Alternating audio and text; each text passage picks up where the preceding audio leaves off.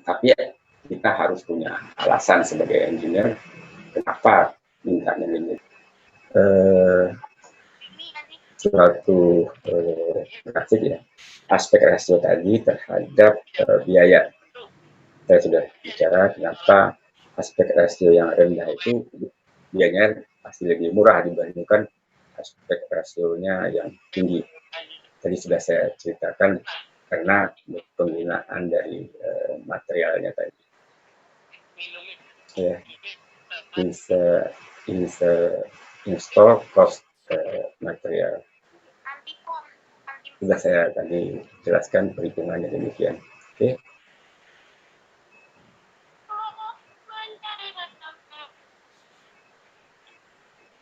Nah, kita masuk kepada metode untuk membuat ukuran dari ducting tadi. Ada 3 metode ya. Satu yang namanya velocity reduction, lalu equal friction, lalu static gradient. Jadi dalam perhitungan engineering menghitung dimensi ducting itu ada 3 metode sebetulnya. 3-tiganya boleh digunakan ya, tidak ada masalah. Ya. Tapi umumnya kita kan ingin mencari yang paling gampang, tapi memang dibenarin. Gitu. Itu saya sampaikan saja bahwa yang paling gampang itu dalam perhitungan ducting dan memang umumnya engineer itu menggunakan metode ini, namanya equal friction. Nanti akan dijelaskan lebih jauh. Static gradient juga ada, tapi jarang sekali. Apalagi ya velocity reduction ya. Masing-masing apa sih? Gitu.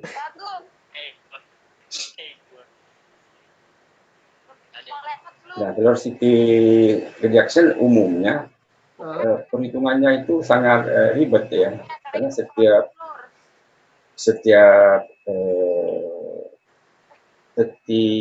section itu dihitung P-nya, lalu dicari dimensinya, dihitung P-nya. Nah, beda lagi dengan yang lain. Itu velocity reduction, dan pada umumnya engineer di bidang AC untuk ducting itu baik itu untuk ducting apapun lebih tidak mau menggunakan ini karena ribet ya.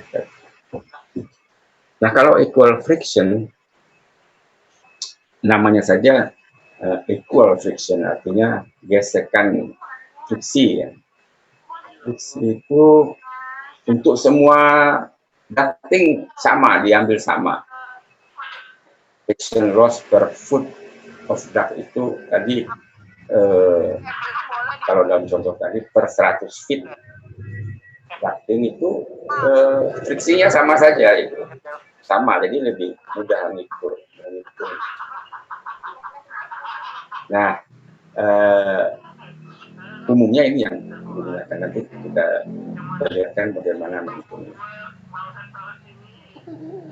Sedangkan static gradient itu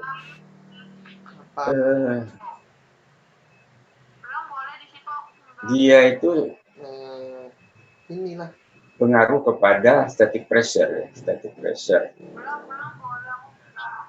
untuk menjadikan friction loss-nya itu ya mungkin lebih gampangnya disebut bahwa kalau equal friction itu friksinya sama di seluruh ducting, justru kalau static gradient itu pinginnya pressure itu sama di seluruh ducting, sehingga nanti friksinya berbeda-beda. Tapi kalau yang equal friction yang sama ya. Contoh ya, ini kembali kepada contoh velocity reduction.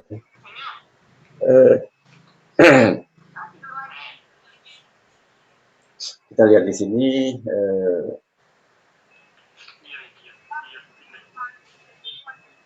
angka-angka untuk setiap perhitungan itu untuk masing-masing section itu diperoleh demikian ya. Demikian. Dan ini tadi saya katakan perhitungannya agak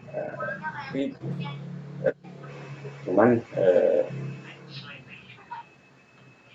dari segi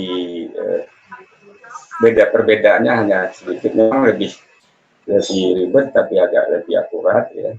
Tapi dari segi range-nya itu hampir sama ya.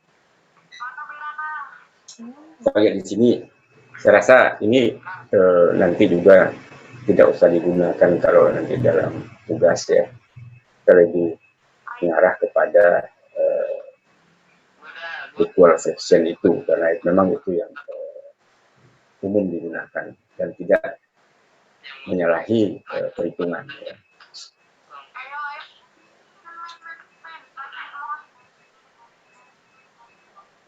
Nah ini kalau ini equal fraction ini. Justru saya katakan tadi semua friksi di setiap ini dianggap sama gitu. Dianggap sama. Yaitu 0,18 in water gauge per 100 feet panjang ducting. Jadi sama, tetap 0,18, 0,18, 0,18 ya. Tinggal nanti mencari kalau ini berapa dimensi ducting. Ini ilustrasi bagaimana sebetulnya aliran udara itu di dalam ducting. Ada yang mungkin kalian pernah dengar energi potensial, energi kinetik. Nah itu semuanya terjadi ya di dalam ducting. Kalau misalnya dari waktu jadi pengecilan ducting itu ya akan ada energi potensialnya, ketinggiannya dari ketinggian. Nah kalau dalam suatu dari kecil ke besar dimensi ductingnya itu akan ada satu energi kinetik sebelum mencapai potensial energi lagi. Nah ini istilahnya apa ya, kelakuan fenomena yang terjadi ya, jadi di dalam ducting untuk udara.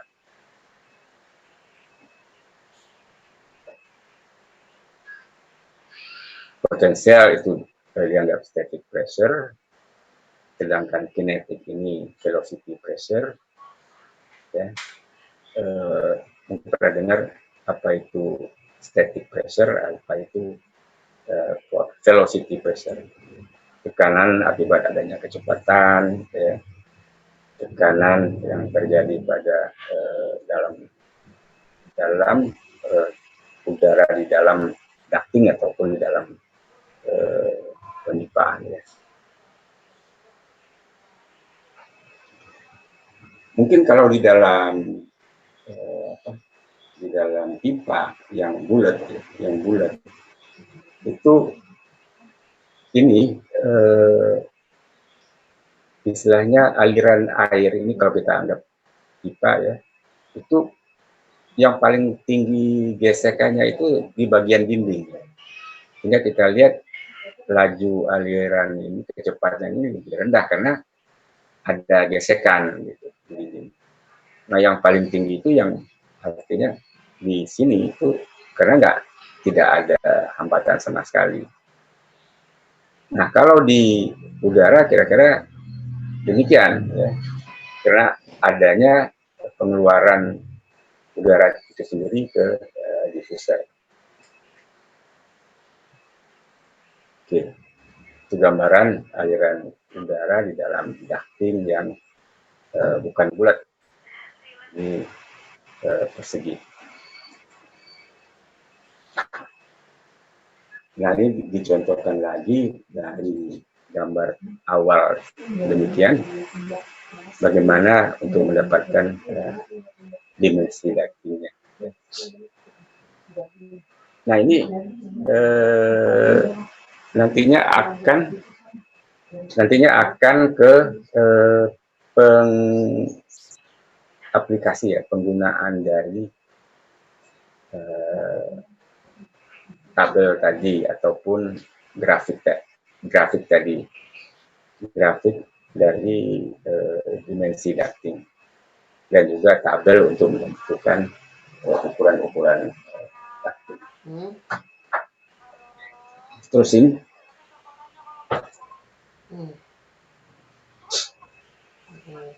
Ini udah mulai akan dicoba perhitungan equal friction, di mana kita menetapkan bahwa friksinya itu untuk keseluruhan dimensi ductingnya itu 0,08.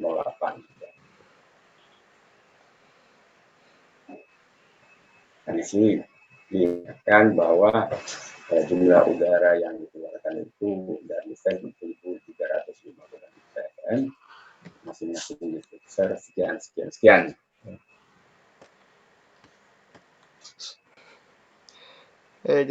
Nah, di sini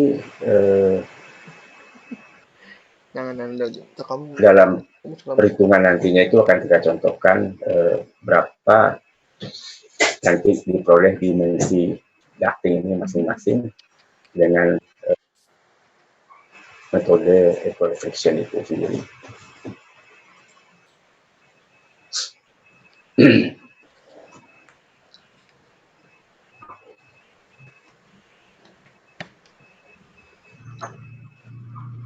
Nah, tentunya dalam equal friction ini nantinya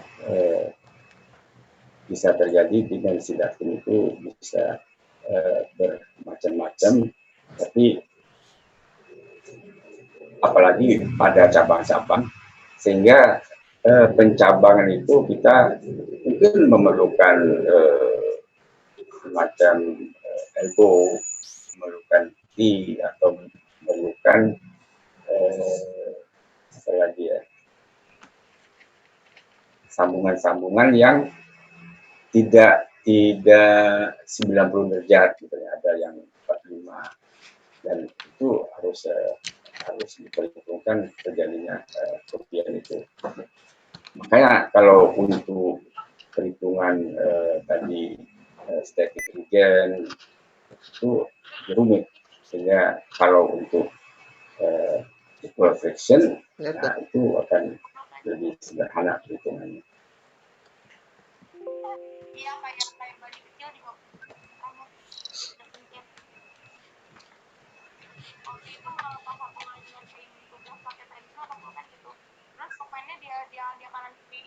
Ya pasti dari kita kan menginginkan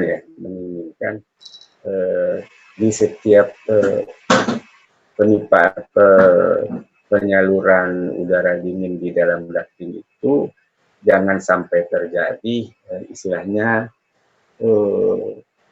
ternyata hitungan kita itu pada paling ujung dari diffuser itu udara yang keluar tidak seragam lah.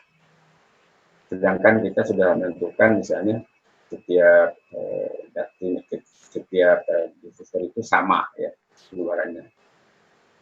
Bisa terjadi kalau tidak sama ya artinya jadi tekanan di dalam pipa itu bisa berkurang gitu, berkurang. Ada yang tadi namanya velocity pressure ya, akibat tekanan akibat kecepatan. Jadi kalau kecepatannya berubah maka pressure-nya berubah, lalu keluaran udaranya juga berubah.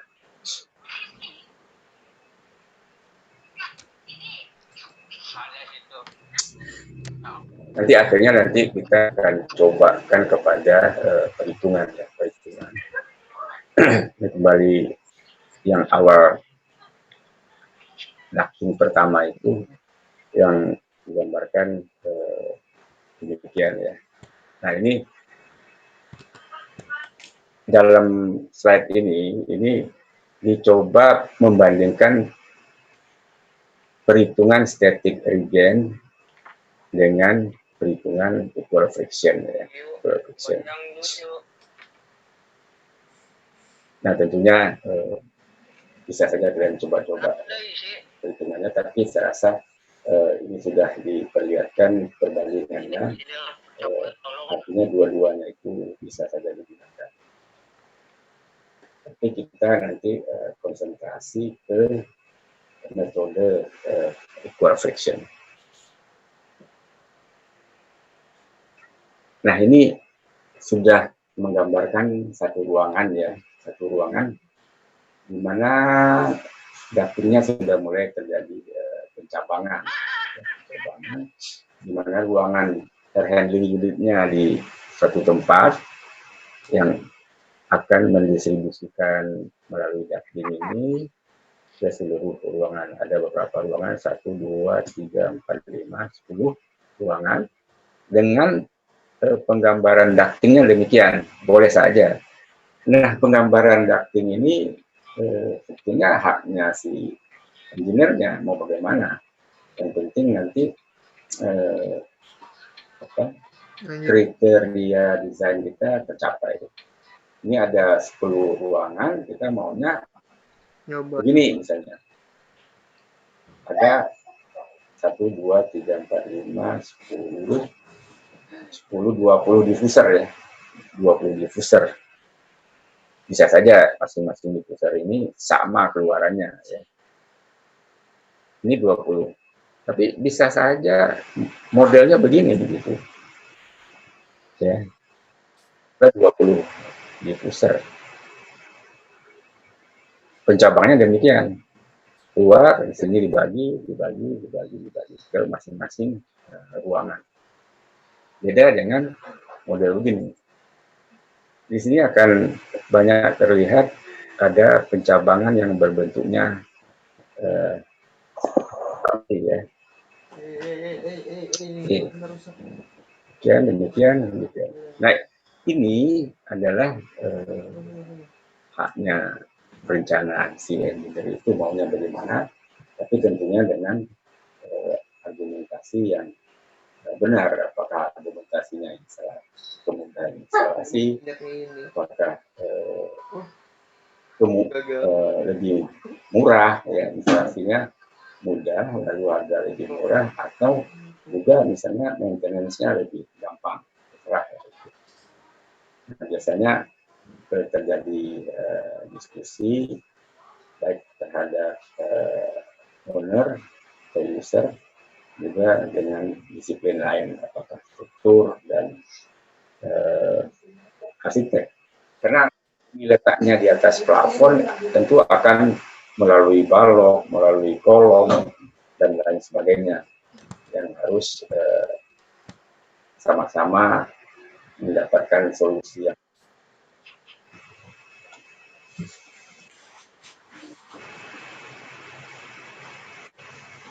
oke. Nah ini cukup komplit ya ininya gambarnya. Nanti kita akan sampai juga kepada bagaimana distribusi yang sesungguhnya dalam perhitungan nanti.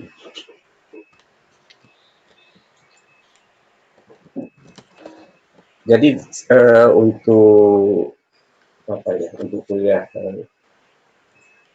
distribusi udara dalam ruangan ini masih ada satu session lagi dalam hal menggunakan tadi saya katakan grafik sama tabel ya. Itu rasanya poin yang paling utama di sana. Mungkin minggu depan saya sampaikan ya. Sekali lagi saya ingatin bahwa yang kemarin itu juga introduction of cooling wood ya, perhitungan beban pendinginan itu ya pasti itu akan ada tugas. Lalu juga di cutting juga ada tugas ya. Yang dua-duanya ini memang sangat penting sekali dalam VAC ya. VAC. Lalu berikutnya tentu tentang komponen mesin-mesin air conditioning itu sendiri akan kita lihat nanti apa saja, mulai dari yang awal sekali sampai ke yang terakhir sekarang digunakan. Sekarang semuanya menuju ke arah ramah lingkungan. Oke, saya rasa hari ini sampai di sini. Mungkin ada pertanyaan. Ya Pak, izin bertanya. Ya, nanti ini juga nanti akan saya bagikan ya. Setiap nanti slide itu saya perlihatkan, saya distribusikan melalui ketua kelasnya. Ya, silakan. Siapa ya? Ya Pak, saya. Ini ada saya beberapa pertanyaan. Cornelis ya? Ya, betul. Ya. Ini saya ada beberapa pertanyaan, ada 3 sih Pak.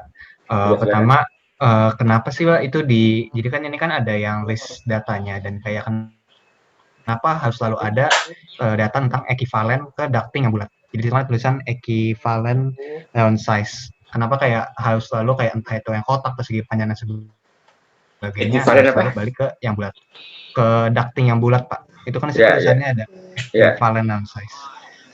Kemudian yang kedua, apakah equal fraction bisa digunakan untuk segala jenis kasus gitu, ataukah mungkin ada kayak kasus khusus menggunakan 2 jenis lainnya. Dan yang ketiga kayak solusi dari overblow dan underblow tadi untuk contoh kasus yang sebelumnya itu gimana Pak? Ya, sekian Pak. Ekivalen tadi itu maksudnya dari 3 contoh ya?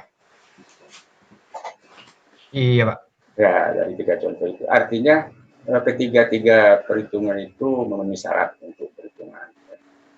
Tapi untuk selanjutnya untuk equivalent friction itu yang paling mudah ya dalam pelaksanaan perhitungan, sehingga umumnya di lapangan dimanapun untuk sistem ductingnya itu memang saat ini masih menggunakan equivalent equal friction ya, equal friction. Nah, equivalent saya itu maksudnya ada beberapa dimensi yang sama ininya, tapi dari segi pelaksanaan di lapangannya yang nantinya itu harus jadi.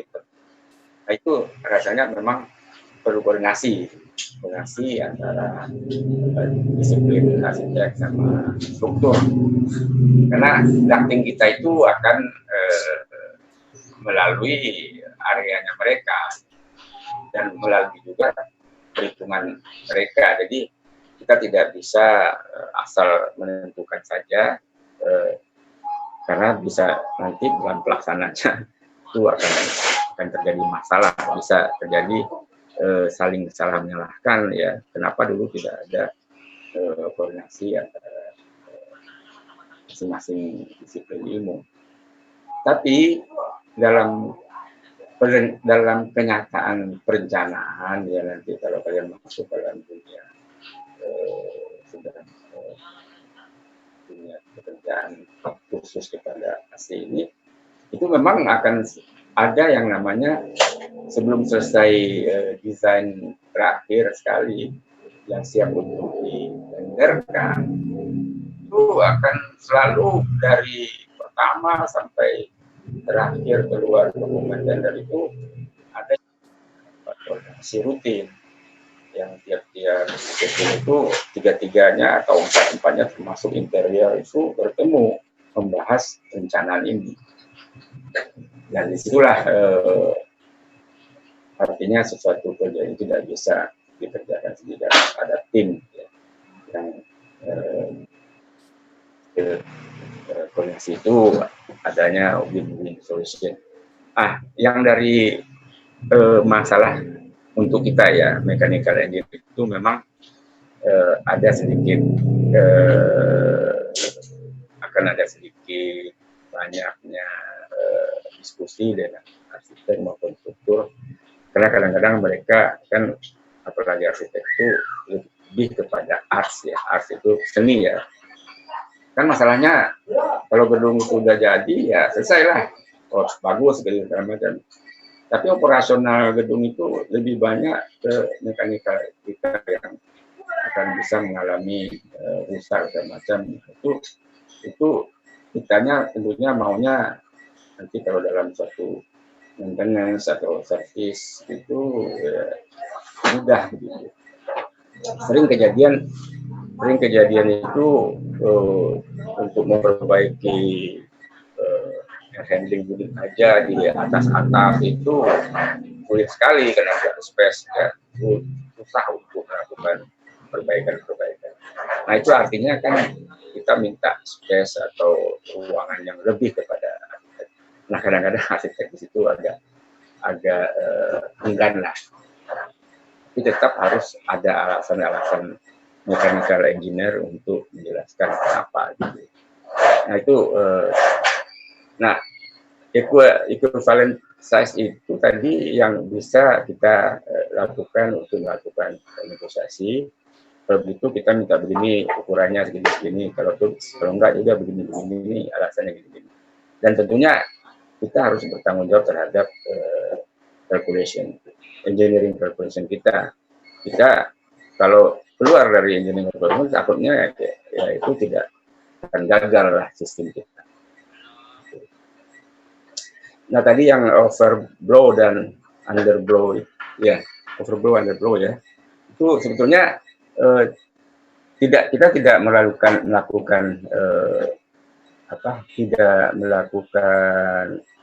melakukannya dengan mengatasi penambahan dari peralatan ducting lainnya. Misalnya perlu ada damper ya. Sayang sekali nanti kita ada yang namanya damper. Damper itu gunanya untuk mengatur aliran itu.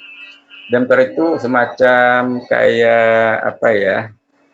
Bagaimana mengatur udara itu jumlahnya dan nanti dalam ducting. Sebenarnya di dalam ducting itu ada damper juga gitu ya untuk mengatur jumlah udara dan kecepatan. Biasanya dilakukan pada saat testing dan commissioning. Khusus untuk AC itu ada yang namanya balancing ya. Itu kadang-kadang cukup lama kalau gedungnya tinggi sekali karena memang untuk hasil yang pasti itu pasti tidak bisa dicapai, tapi ada dengan cara mengatur damper maupun peralatan lain itu kita bisa melakukan perbaikan terhadap aliran udara yang terjadi. Kadang-kadang bisa juga kejadiannya ya kesalahan perhitungan dari pemilihan motor dari fan itu sendiri. Ya memang makanya ada istilah di situ itu garansi dari sistem itu sendiri harus dikeluarkan oleh perencana atau engineer-nya. Oke, saya rasa maksudnya kira-kira begitu, Lus. Ada pertanyaan lain? Terima kasih, Pak. Yang lain ada yang ingin ditanyakan?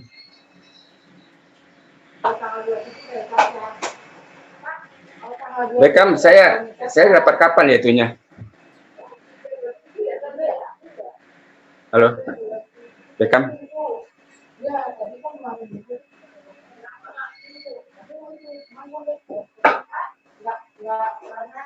Sudah list ya. Saya rasa untuk hari ini cukup ya. Nanti bahannya akan juga saya kirim ke Beckham. Ada pertanyaan lain? Tidak ada, Pak. Oke.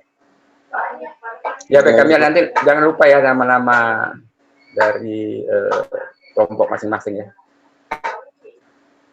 Iya, nanti dikirim Beckham, Pak. Oke deh. Terasa hari ini cukup, nanti juga saat ini akan saya sampaikan. Oke, cukup sekian. Baik Pak, terima kasih Pak. Terima kasih Pak. Ya. Terima kasih Pak.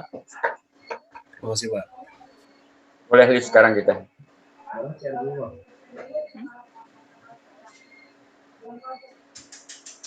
Halo.